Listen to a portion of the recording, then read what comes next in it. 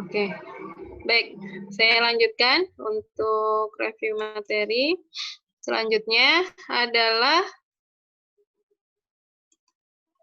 saat expected residual value lebih kecil dari guaranteed residual value.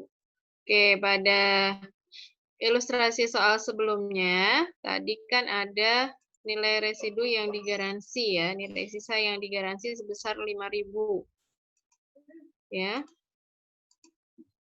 Kemudian kalau kondisinya ternyata gitu ya, lesi mengestimasikan bahwa residual value-nya nanti lebih rendah dari nilai residu yang dia jamin tadi.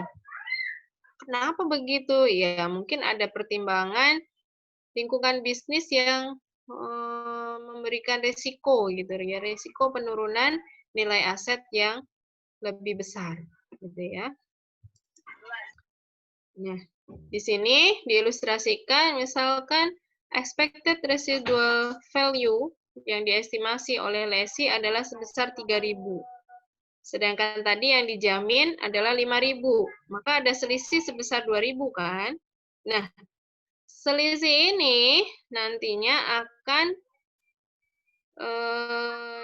harus dibayar oleh lesi pada akhir masa kontrak. Kenapa, Bu? Karena dia tadi menggaransi nilai sisanya sebesar 5.000. Ya. Sedangkan diestimasikan nanti di akhir masa kontrak nilai sisanya cuma 3.000, berarti ada resiko lesi harus membayar selisihnya sebesar 2.000 di akhir masa kontrak. Nah, berarti muncul kewajiban yang sangat mungkin terjadi gitu ya, sebesar 2.000 untuk 5 tahun ke depan gitu ya. Ada tambahan kewajiban sebesar 2.000 yang harus dibayar oleh lesi. Nah, maka perlakuannya harus diakui sekarang gitu ya. Maka present value dari probable residual value ini ya, expected payment ini gitu ya sebesar 2.000 di akhir masa kontrak harus ditambahkan ya, harus ditambahkan ke nilai liability yang harus dicatat atau diakui oleh lesi gitu ya. Jadi perlakuannya selisih antara expected residual value dengan guaranteed residual value tadi, selisih kurang tadi ya, akan menambah kewajiban lesi, kewajiban sewa yang harus dicatat oleh lesi. Di present value kan, kemudian ditambahkan ya ke nilai present value pembayaran sewa, sehingga lease liability-nya akan menjadi 97.534,22. Paham ya? Jadi present value dari selisih kurang antara expected residual value dengan guaranteed residual value nanti akan menambah present value pembayaran sewa gitu ya, menjadi salah satu komponen penambah lease liability. Oke, seperti itu ya. Maka di sini tadi kan diketahui nilai angsurannya 20.711 ya kan? Maka kita bisa menghitung present value pembayaran sewanya dengan dibalik. Kalau tadi kan awalnya kita tahu berapa nilai wajarnya ya. Present value pembayaran sewanya dihitung di awal, kemudian kita nyari pembayaran tahunannya. Nah, bisa juga dibalik gitu. Kalau diketahui nilai pembayaran tahunannya, nanti kita bisa menghitung present value pembayaran sewa dengan mengalihkan nilai angsuran ini dikalikan dengan faktor present value anuitas dunia. Sama hasilnya harusnya. Ya. Nah, setelah itu ditambah dengan present value dari pembayaran tambahan atau probable residual value-nya. Ya. 2.000 dikali faktor present value single amount-nya. Ketemu nilainya 1.643,85. Jadi total lease liability-nya adalah sebesar 97.534,20. Ya, setelah itu berulang gitu ya ke tabel amortisasinya, dibuat ulang ya.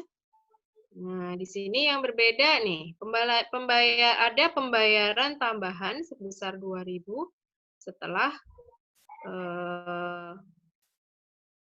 periode masa kontrak selesai. Ini kan 5 kali pembayaran ditambah 2.000. Ini tadi sebesar selisih antara expected residual value dengan guaranteed residual value. Paham ya? Insya Allah. Udah. Nah, jurnal untuk mencatat yang 2.000 ini adalah lease liability pada cash. Jadi setelah dibayarkan 2.000, maka nilai liability-nya akan menjadi 0.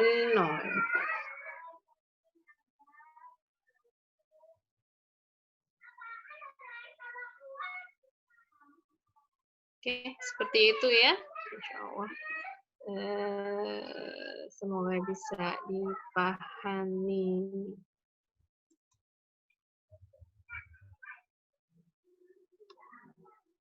Oke. Nah, yang ketiga ini adalah ilustrasi ketika terjadi residual value loss. Apa itu residual value loss? Yaitu ketika nilai wajar asetnya menjadi 0 sebagai akibat kenapa bisa 0, Bu, gitu kan. Nah, mungkin karena pemakaiannya atau minimnya perawatan gitu ya, sehingga pas selesai kontrak, alatnya benar-benar sudah nggak ada fair value-nya lagi gitu. Nilai wajarnya 0. Padahal kan tadi dijamin ya, maka istilahnya lesi akan mencatat kerugian atas kejadian ini. Gitu. Kondisinya ada dua. Kondisi yang pertama ketika tidak ada expected payment, tadi ya nggak ada selisih antara tidak ada estimasi residual value yang lebih rendah dari guaranteed residual value-nya, maka langsung aja kita masukin loss on lease pada cash sebesar 5.000 gitu ya. Kemudian kalau ada expected payment tadi yang 2.000 gitu ya, maka kita hanya mengakui kerugian sebesar expected residual value-nya saja. Loss on lease pada cash sebesar 3.000. Oke, paham ya insya Allah ya. Nah, selain ini ada satu lagi, berarti tadi adalah probable kemungkinan ketika transaksi leasingnya melibatkan residual value yang digaransi oleh lesi gitu ya. Tadi ada yang sampai akhir ternyata baik-baik saja gitu ya asetnya. Jadi residual nilai wajar di akhir sama dengan residual value yang dijamin gitu ya atau lebih besar, itu maka sudah tinggal dikembalikan saja gitu ya, tidak ada pencatatan apapun. Kemudian kalau terjadi expected residual value yang lebih kecil dari guaranteed residual value-nya, tadi kita akan nilai present value dari selisih expected dan guaranteed residual value akan menambah lease liability. Kemudian yang ketiga, kalau terjadi residual value loss berarti lesi akan mengakui kerugian sebesar expected residual value atau guaranteed residual value-nya. Gitu ya. Kemudian yang ketiga, kalau residual value-nya tidak digaransi bagaimana, Bu? Tidak digaransi oleh lesi. Ya sudah, berarti apa? Tidak ada penambahan kewajiban apapun gitu ya bagi lesi gitu, maka akan lebih ringan. Perlakuannya untuk nilai present value lease payment-nya sama gitu ya untuk guaranteed maupun non-guaranteed residual value. Keduanya mengurangi nilai wajar aset. Ya. Nih kan perhitungannya sama gitu. Sampai di sini ya, kemudian ke schedule amortisasinya sama dan perlakuan untuk jurnalnya sama juga. Jadi lebih simpel ya kalau residual value-nya tidak di garansi. Nah, terakhir berkaitan dengan purchase option, tadi udah saya jelaskan ya, kalau ada purchase option, perlakuannya sama dengan tadi, selisih antara expected residual value dengan guaranteed residual value. Jadi akan menambah nilai present value dari opsi harga belinya akan menambah list liability. Kemudian yang kedua, nilai depresiasi asetnya. Nilai depresiasi asetnya akan dihitung berdasarkan masa manfaat asetnya, bukan berdasarkan masa sewa. Itu bedanya dengan leasing tanpa perbedaannya dengan leasing tanpa opsi beli, ya, terkait dengan pendepresiasian aset. Dasar untuk menghitung depresiasi asetnya, kalau dia ada opsi beli, dasarnya adalah usia manfaat aset. Kalau dia tidak ada opsi beli, dasarnya adalah masa sewa. Oke, insya Allah itu tambahan review materi dari saya. Semoga bisa membantu teman-teman untuk semakin memahami praktek akuntansi leasing bagi lesi ini. Oke, dengan demikian, silakan kalau ada yang ditanyakan mungkin. Bu, mau bertanya, Bu. Iya, silakan Livia. Kalau untuk tahun kedua itu apa harus Bu buat jurnal pembalik? Karena kalau Bu, karena kayaknya kalau buat itu ujung-ujungnya kan itu nanti dicoret, jadinya sama aja list liability-nya pada case-nya tuh jumlahnya segitu. Iya, saya ulangi lagi ya. Untuk jurnal pembalik itu sebenarnya tujuannya apa sih?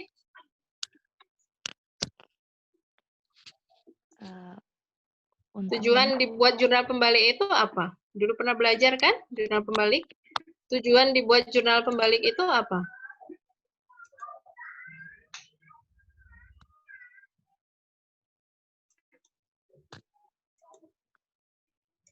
Ingat nggak? Untuk apa ya? Ayo, membalik jurnal. Lupa. Lupa. Jadi saya ingatkan lagi ya. Tujuan dibuat jurnal pembalik itu sebenarnya memudahkan kita untuk melakukan pencatatan berikutnya. Jadi nggak perlu ngingat-ngingat gitu loh. Nggak perlu ngingat-ngingat, oh kemarin itu ada apa? Pengakuan bunga akrual sekian gitu ya. Jadi nanti kalau nyatet pembayaran angsuran berikutnya berarti harus mengurangi ini dan itu gitu. Kalau kita sudah bikin jurnal pembalik, jurnal saat pembayaran angsurannya tinggal dibuat normal aja. Tinggal ngambil angka langsung dari tabel amortisasi tanpa ada penyesuaian apapun. Tapi coba kalau misalkan kita tidak membalik jurnalnya, berarti kan list liability udah berkurang sekian kan? Berarti nanti kita harus menyesuaikan list liability yang kita debit ya ketika mengakui atau mencatat pembayaran angsuran di awal tahun 2020-nya. Kemudian nilai kasnya dicatat kemana. Itu lebih ribet. Sedangkan kalau kita udah bikin jurnal pembalik kan nggak susah ya. Tinggal balik jurnalnya. Kemudian saat pembayaran angsuran yang kedua kita catat normal, cash-nya berkurang sekian, kemudian interest expense-nya debit sekian, kemudian list liability-nya berkurang sekian. Sudah dengan normal nanti akan adjust sendiri gitu saldonya. Karena tadi di offset kan ya. Jadi untuk memudahkan. Oh, gitu. Dan selain memudahkan juga untuk meminimalisir terjadinya kesalahan pencatatan. Coba, kalau nggak dibalik, kemudian kita tidak ingat itu ya. Tidak ingat, kemudian ketika bayar angsur dia bayar angsuran dia nyatetnya normal aja. Apa? Interest expense debit, terus liability debit, kemudian cash-nya kredit gitu ya. Kalau dalam unit bisnis itu transaksinya tidak sesimpel kita ngerjain problem gitu ya. Jadi akan ada banyak. Jadi risiko untuk kesalahan itu sangat besar gitu. Maka mekanisme dibuat jurnal pembalik itu untuk memudahkan gitu, Mbak. Jadi disarankan meskipun tidak fardu ain sebenarnya ya, tapi itu sangat membantu sekali. Jadi sebaiknya dibuat jurnal pembaliknya. Ya. Oh, Tapi iya. tidak selalu kok. Kalau ini kan kebetulan dia pembayaran angsurannya di 1 Januari gitu ya. Kemudian periode akuntansinya berakhir di 31 Desember. Kalau nature dari kontraknya itu berbeda, misalkan dibayar angsurannya setiap 31 Desember gitu kan, berarti nggak perlu ada pengakuan bunga aqua, nanti harus dibalik kan enggak ya.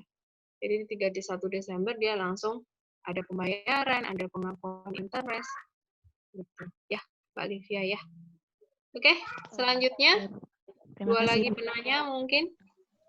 Bu, izin bertanya. Ya, Mikael. Ini Bu, kalau misalnya nanti di soal itu misalnya terjadi perbedaan antara usia manfaat sewa dengan usia manfaat asetnya. Misalnya yang kayak tadi nih Bu, yang terakhir itu Bu. PPT 3 tahun 7 tahun itu Bu. Yang mana ya? Terjadi perbedaan usia manfaat sewa dan usia manfaat Aset. masa sewa dengan usia manfaat aset. Ya normal aja. Terus kenapa? Terus kalau untuk mengakui depresiasinya itu kita pakainya yang mana Bu? Soalnya masih ada yang versinya pakai yang aset, ada yang pakai sewa gitu. Ini nggak dengerin berarti tadi ya. Nggak, agak bingung Bu. Baik, saya ulang ya. Saya ulang. Kalau dalam kontrak transaksi sewanya, dia tidak ada opsi beli. Oke. Tidak ada opsi beli. Ya, saya ulangi ya. Tidak ada opsi beli berarti depresiasi berdasarkan masa sewa. Sedangkan kalau ada opsi beli, nanti seperti pada latihan soal yang akan kita kerjakan, problem 213, dia pada problem di situ ya, dalam kontrak disebutkan ada opsi beli, gitu ya, yang diambil oleh lesi. Sekian. Nah, maka dalam kasus ini, depresiasi asetnya adalah dihitung berdasarkan usia manfaat aset. Karena apa? Setelah sewa berhenti, ya kan? Lesi masih akan terus memanfaatkan aset tersebut. Ya kan? Kalau masih dimanfaatkan ya berarti kan depresiasinya masih berlanjut. Gitu. Bisa dipahami, Mikael? Bisa Bu. Oke, Jadi, lanjut. Baik, kenapa? berarti jadi kalau itu tergantung ini ya Bu ya, opsi pembelian apa enggaknya ya, tergantung di situ. Iya, betul. Iya, betul. Baik Bu, terima kasih Bu. Iya, sama-sama. Lanjut. Bu, izin bertanya Bu. Kalau misalnya ada DP itu mempengaruhi kemana ya Bu? Oh iya, DP ya, DP, insentif, dan sebagainya itu ngaruh, tapi belum kita bahas ya. Nanti insya Allah di pertemuan yang berikutnya. Ada yang menambah sifatnya ya, sifatnya bisa menambah ke list payment, ada yang dia hanya dibebankan saja, itu perlakuannya berbeda-beda. Jadi untuk sementara kita belum bahas itu ya, Hania, insya Allah di pertemuan berikutnya. Oh, iya Bu. Baik. Sudah ya, insya Allah cukup untuk tanya jawabnya. Kita lanjutkan latihan soal. Ya, kali ini silahkan dikerjakan problem 21.1 dan 21.3 ya, akuntansi untuk lesi.